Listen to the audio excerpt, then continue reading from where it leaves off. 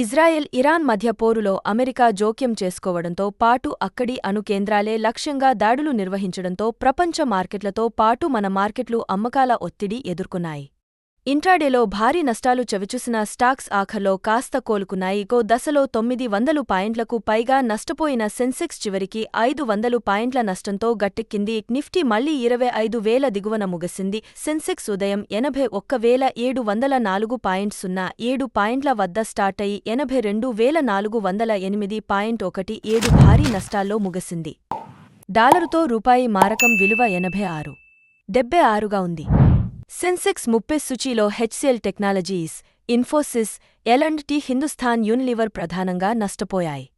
Trent, బిఎల్ బజాజ్ ఫైనాన్స్, కోటక్ మహీంద్రా బ్యాంక్, బజాజ్ ఫిన్సర్వ్ షేర్లు రాణించాయి.